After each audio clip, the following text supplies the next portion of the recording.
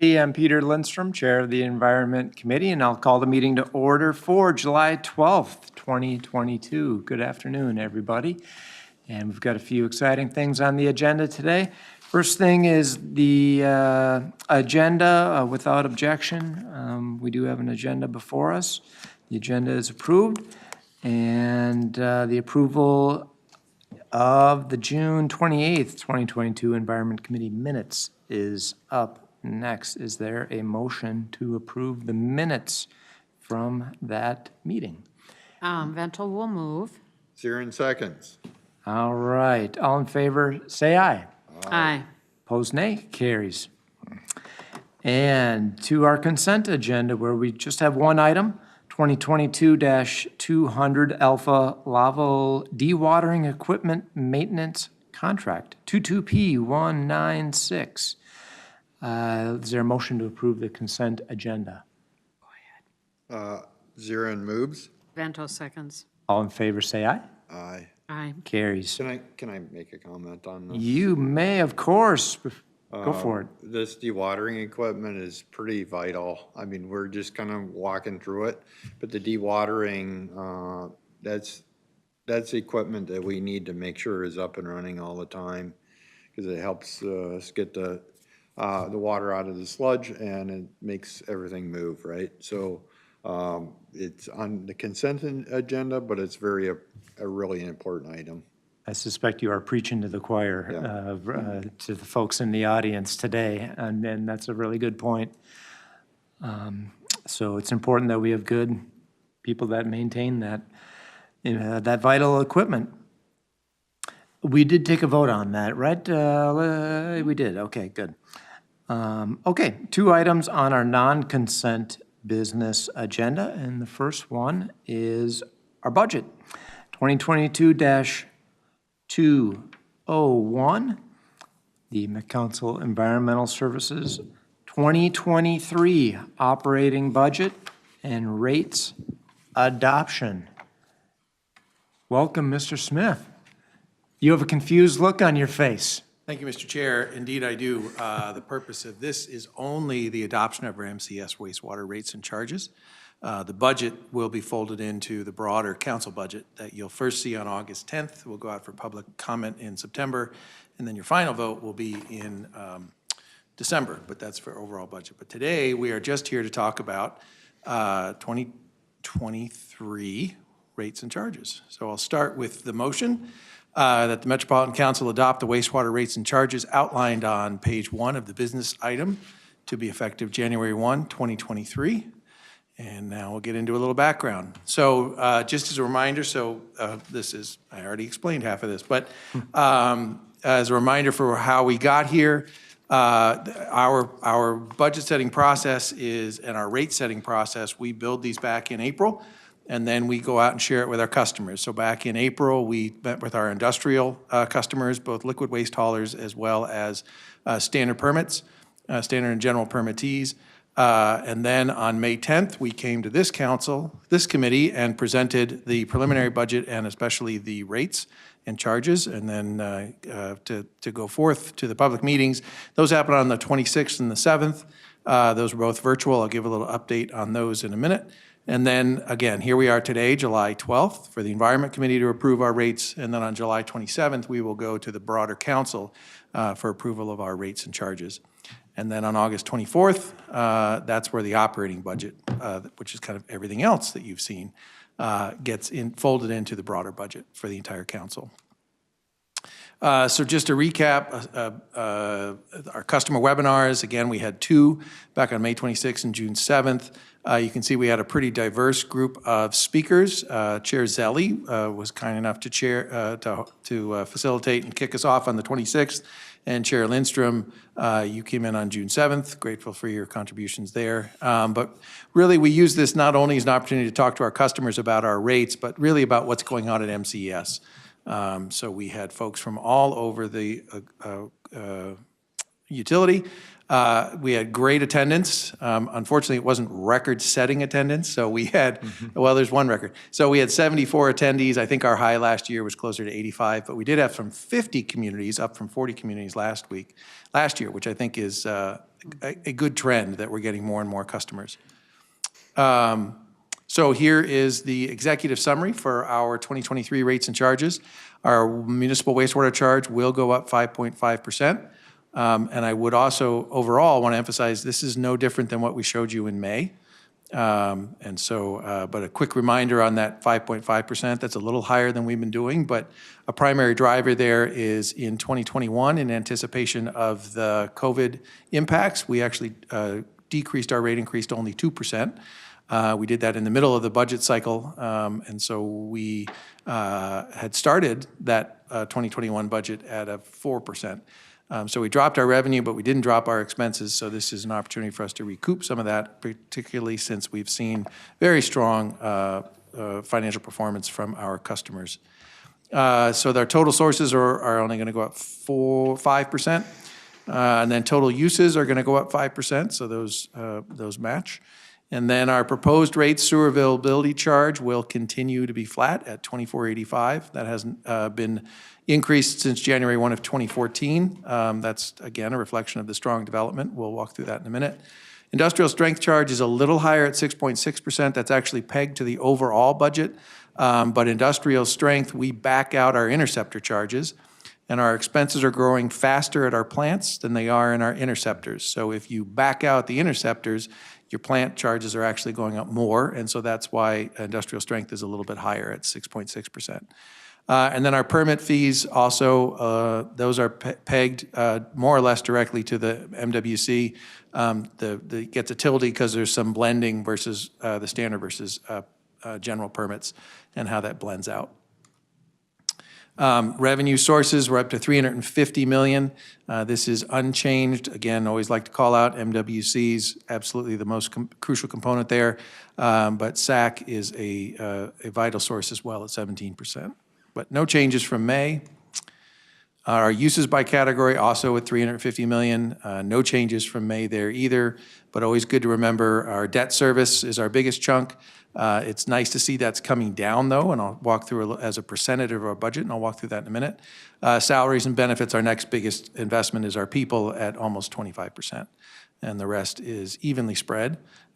Just a quick reminder, we are seeing some pretty good inflation, or bad inflation, I guess, if you really think about it, particularly in material supplies and chemicals and in our rents and utilities. So our chemicals are going up double digits, and our utilities are increasing as well. Outstanding wastewater debt, again, we peaked at about $1.3 billion outstanding, and that will, we've had some modest capital expenditures in the last 2 years, closer to $100 million when we were trying to get to more like 120 or 130. So we're having a little dip in 21 and 22, but we're going to be ramping that back up, and we'll get up around $1.3 billion. Just a quick reminder, our debt service quote-unquote bubble is over, and you can see we've got some pretty flat debt service in the next couple of years, and that's, again, partially because we have finished the recession delay back in the Great Recession of 2008. Some of those principal payments were pushed out. That's the big bump you see. And so those have been paid in full, and that's done. And then we've also had some slightly lower capital expenditures in the last couple of years, so that's keeping our debt service relatively flat year over year. We're still a great deal. And we're now at about 35% versus 40% cheaper than our peers. Peers are cities or regions with more than 1 million people. And again, we take this with a breath of caution. Partially could be because our rates, but part of it because some of our most expensive friends aren't reporting their numbers anymore. So that decreases the overall average. But still feel pretty confident that we are a regionally competitive wastewater treatment utility. Again, showing SAC hasn't moved since 2014, so we're very glad that we can continue to foster robust development, as can be seen in our units. Again, as a reminder, we had about over 26,000 units in 2021. We'd have to go back to the 80s to find that much development. And the other exclamation point here, primarily on the strength of our residential market, but we are seeing our commercial market come back from the 20 and 21 from the COVID. So we are seeing increased commercial activity as well. That SAC units, therefore, makes for a very healthy balance. We're up at about 128 million, and that is a great tool to keep in our toolkit when a recession comes. So if development should slow down, we can rely on our reserve to allow us to keep our rates flat or with only modest increases so that development is still attractive in the region. Just an overview of the webinar, the budget webinar and how it went, kind of what was the feedback we got. Again, strong attendance, 74 non-council attendees from 50 communities. We also had a good deal of Met Council employees on there. There were years past where we didn't like to do that. We thought that would overwhelm everyone. We like to do it now because we think it shows commitment from the entire staff that we want to be there for our customers and we want to answer their questions.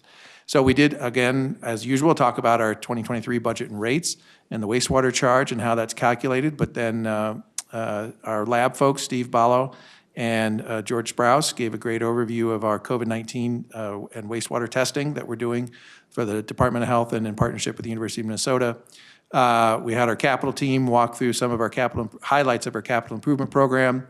And then we had updates on our MCES customer portal. So that portal is it's a one-stop shop for our customers, our city customers, municipality customers, so they can go in and see their flows. They can see their I&I grants. We're getting there. But it's meant to be a customer service portal so cities can see and better interact with and provide better transparency for the agency. We had collection system issues. We wanted to share out some of the work we're doing on fats, oils, and grease and how we can partner with our customer communities because it's a problem for them as well. That clogs up our wastewater treatment as well as our lift stations, but it clogs up theirs and their pipes too. So our municipal customers also have pipes and lift stations, and so anything we can do to work together. Also talked about reusable wipes and some of the help that's available there for customer outreach for their end users. And then the Water Resources Policy Planning gave an update on where we are on that process as we work towards MSP 2050. Our customers were certainly engaged. We got some great questions. A couple around regional flow. What were the financial impacts of COVID? Did it impact us from an expense perspective, or did we see any dip in our customer revenues? And the answer is no to both of those. What expenses we did generate, I'm not sure if we've announced this. We submitted to FEMA, and we have received note that we are going to be reimbursed for about $600,000 to $700,000 of FEMA expenses. So we're very excited for that. Talk about how we continue to work on efficiency and how we keep our rates low, particularly as we went through the debt bubble. How did we do that? And then what are we doing going forward, particularly to combat inflation? Some of those others were a little more ticky-dot about day-to-day operations. Yep, so those were the highlights, and we are grateful for our customers for coming in and helping us out. But overall, the feedback was positive. People liked the seminars and found our rates to be reasonable. So with that, I will repeat the proposed action that the Metropolitan Council adopt the wastewater rates and charges outlined on page 1 of the business item to be effective January 1, 2023. With that, I will stand for any questions. Great update. Any questions for Mr. Smith? And welcome, Councilmember Wolf. I have a couple. First of all, it seems like, I think this is the third time that I've heard some version of this, and because I already thought we had already moved it along, but then you reminded me, because I heard it first at the industrial webinar, then I heard it at the pre-budget discussion we had in May. So yeah, transparency is what it's all about. So this is good. The more the merrier. The COVID costs that we submitted to FEMA, 600,000 plus, which is great. Remind us the types of things that they are covering. Certainly, Mr. Chair and members of the council committee. So one of the biggest expenses was our testing. So you may recall you had to either show your proof of vaccination or you had to show a negative test every week to be approved to work the following week. Those tests were about $100 apiece for our unvaccinated employees. And so that went on maybe 3 or 4 months. What was sad about that was we could not be reimbursed for our purchased tests. We could only be reimbursed for our used tests. So we still have a good deal of purchased tests waiting for use, and then maybe there'll be a second round of FEMA there. But that was a big expense. And then a lot of it was around our mitigation efforts, increased mask purchases. If we put up plexiglass around locations, our testing stations, if you remember, we used to have those little iPads on a stand and you put your forehead up to it and it would tell you if you could come in. So a lot of those mitigation and monitoring expenses were also included in that. Great. You mentioned the fats, oils, greases, and that reminded me of the conversation we had maybe a month ago or so, where there was the fog issue at, was it Blue Lake Treatment Plant? Seneca. And preparing for today's meeting, I was reminded that we have like a cleanup charge, or maybe that's not the exact, but when there's an incident, there's a charge that we can assess, and it's most likely, I think, to one company, if they spill something. And with this incident, I don't think we could identify it with one restaurant or company or whatever it might be, or could we? And if we can, then are we assessing them this incident charge? Mr. Chair and members of the committee, in this case, we could identify it. It was a city, and they were experiencing a backup in one of their neighborhoods, and so it was backing up into people's homes. So, and of course, it was at 2 a.m. It's always at 2 a.m. So they dispatched a crew out, and they jetted the line out, and that sent the slug down to us, and that's what clogged up the plant. We're grateful to our municipal partners that they come clean with us and let us know that happened. And so, but if there are additional expenses that we incur, we will charge that back and in this case, it's to a municipality. Great. And we don't mind when people jet the pipes. It has to happen sometimes. It just works better if we get notified first, and then we can be ready for it. Right. I remembered that it was one city in particular. I was just curious if there was, how it got there in the first place, if there was one restaurant or one entity that put it into the city system, and maybe that's a little bit more harder to identify. So, Mr. Chair, that would be, since it came out of a city pipe, that would be up to the city to investigate. So we are not aware of how that turned out. Gotcha. And then my last question is I saw that Elko Newmarket pays an additional SAC charge. What's the history? Why is that the case? Do you remember? Yes, Mr. Chair and members of the committee, there are 2 cities that have that agreement. That's Elko Newmarket and East Bethel. In both of those cases, those cities came to us and basically asked to be connected or asked for a treatment plant earlier than what was in our long-term plan. And when they do that, we will charge a portion of that. Now, in the case of Elko Newmarket, there were also some environmental concerns that made building early a good idea. They had a treatment plant that was discharging into the Vermilion River, which is a trout stream, DNR designated trout stream, and so we all wanted them to stop discharging into that. So there's a portion of that was for the benefit of the region, but then the rest of it, when you come early, then we use the SAC surcharge to recover the additional capital investment. Makes sense. Any other questions? Is there a motion to move this forward? Move approval. Seer seconds. Motion's been made and seconded. All in favor, say aye. Aye. Opposed, nay. Carries. Thank you very much. And that takes us to our second and last non-consent business agenda item, 2022-159A, a ratification of updates for the emergency repairs of Brooklyn Park Interceptor 7015 A and B. Mr. Gordon, welcome. Good evening, Mr. Chair and committee members. Adam Gordon, manager of the Interceptor Engineering Group. And tonight, I'd like to present the business item that you just mentioned. This is just a quick review. Emergency declarations have a purpose, and probably the most important thing to remember here is that declared public emergency is an emergency situation in which health, safety, or welfare of the public or the safety of Metropolitan Council employees or facilities is compromised or potentially compromised and requires immediate action to correct. And we have some examples of the type of emergencies that we've had in the last few years.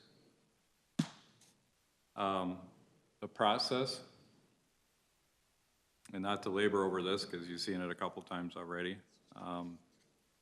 The process is basically a ratification by the Metropolitan Council if we're going to exceed $100,000, and an emergency declaration for Brooklyn Park sinkhole interceptor 7015 A and B repair was approved in May of 2022 by this committee.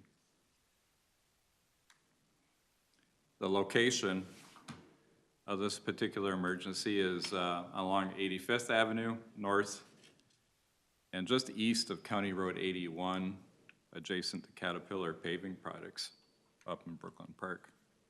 And it's also the site where we have currently an active construction site. We're just starting to mobilize to the site when the emergency occurred. And you may remember that we have some photos in this presentation, but this was identified on, I believe, on Monday morning by Caterpillar staff that there was 2 sinkholes outside their parking lot.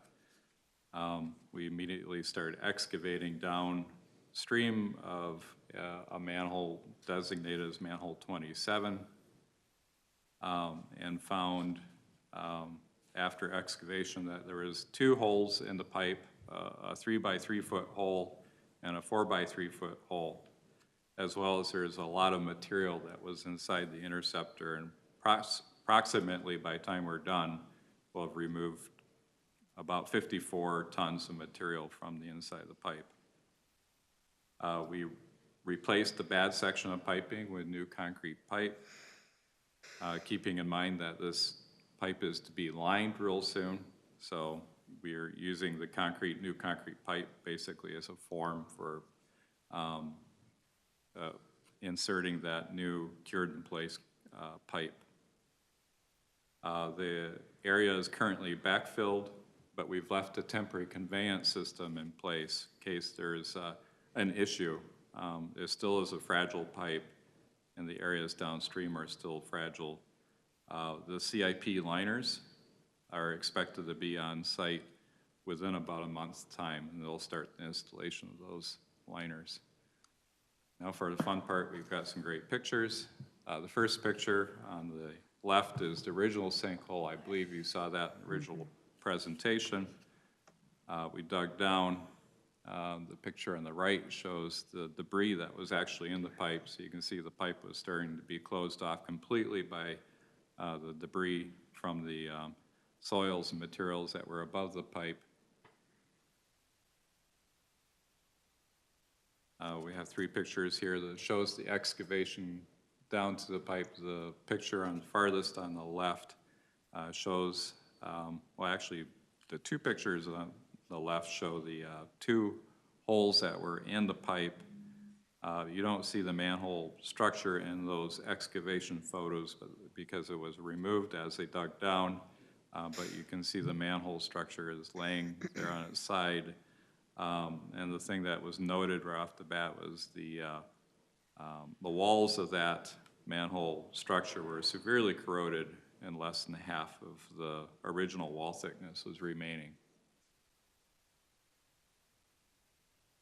So the work completed to date, approximately $1 million But the temporary conveyance pipe that will stay in place is going to cost another $300,000. The CIPP liner is $300,000. The engineering construction support has been about $150,000. So in the end, our estimate of the total cost of this emergency is approximately $1,750,000. Since the emergency declaration is for $1 million, the estimated cost was provided without knowledge of what damage had been done and how much material had entered the Interceptor. And with this update, we're seeking approval to update the new estimate total that was in the original from $1 million to $1.75 million. So with that, the proposed action is that the Metropolitan Council ratifies the updates for the emergency repairs at the sinkhole and Interceptor 15 A and B in Brooklyn Park. And with that, of course, I will take questions. Any questions for Mr. Gordon? Please, Councilmember. Thank you, Chair. Mr. Gordon, you find it interesting that I drove by there and took a look at what was going on. When I was there, all I saw was the conveyance. Things already had been mobilized at that point. And so paying attention, of course. What size of pipe is this? It looks like maybe. I believe it was 50. It's a sizable. It's a sizable pipe. I believe it's 36-inch pipe. If, for instance, if we had another collapse within the scope of what we're doing right now, and we had taken the conveyance away, then we'd essentially be doubling down on that cost, right? So by leaving the conveyance in place, we're potentially saving ourselves money. Yes, yes, that's correct. Is that Sure.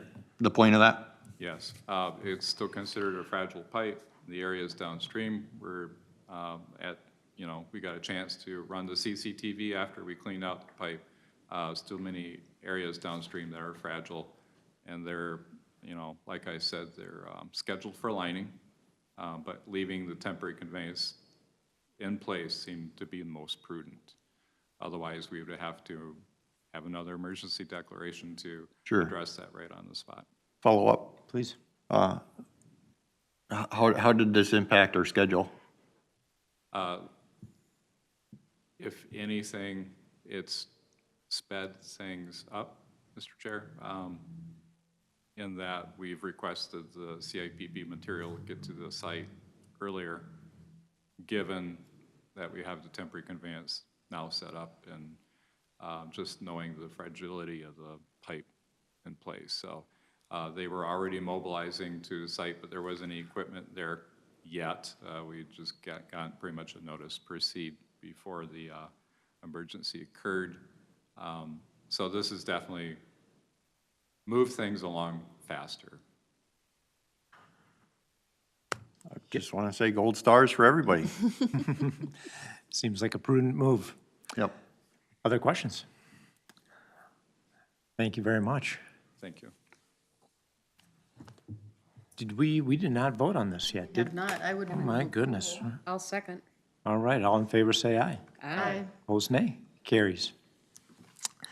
That takes us through to reports from our general manager. 2 reports tonight. One, to thank staff and appreciate the great teamwork that they did in response to gasoline entering the sewer system. Heading into the 4th of July weekend. We're still working, trying to see if we can figure out the source. Quite dangerous situation, of course. If you saw some of the headlines, there was a fire at the U and some exploding sewer caps, some things that are exciting, but definitely not want to have going on. So we do have meters at our plant, and so they had detected it earlier, and we were beginning to try and figure out where those might be coming. So our industrial waste staff have been involved, our Interceptor staff were involved, of course, our plant staff, our safety staff, our communications folks. I mean, it was an all-out effort to get the word out. We've worked with the state, Minneapolis, St. Paul, PCA, Ned was our incident commander. They worked through the weekend on this issue. I can't say enough about the commitment and dedication and the teamwork that went on. I don't know if Ned, if you want to add to that, if I missed anything, but I went off on vacation with complete confidence that everybody had it under control, and that is the case. So we hope we can figure out the source. We're also continuing to work with the University of Minnesota. So they are intimately involved in our ongoing investigation. Complexity with a sewer system, their pipes, our pipes, and not knowing exactly where it started, it becomes kind of a maze to figure out, but we're working on it. And this second piece I wanted to mention, if you picked up a card in your little thing over there, this is exciting news, and ES's founding statute is to treat wastewater. And of course, that's evolved over years, and Councilmember Wolf knows that we're doing things today that we didn't think we would do initially, like the East Bethel, we're recharging into the ground versus into receiving water. So essentially, we've been evolving our vision, and we're living a legacy of providing clean water for not only today, but future generations.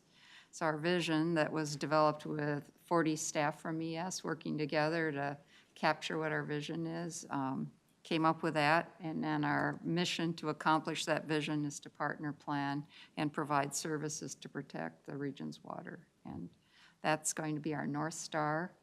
And we can measure it, and we can show progress towards that, and we'll have everybody basically seeing how they're all part of accomplishing that. So, that's my rah for the great work that we do in ES. I've been stealing some of your words that I heard when I talk about environmental services, and I say that we are in the public health business, which I think reflects this, that we are protecting our region's water. So that makes a lot of sense.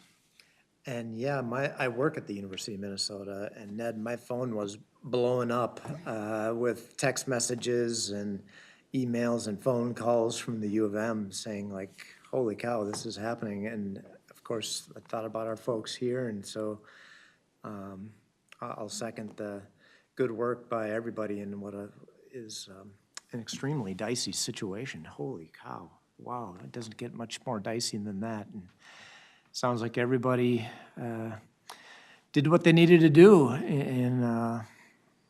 on the weekend, 4th of July weekend. It's like, things happen. 4th of July weekend, 2 in the morning. Maybe it's you, Ned.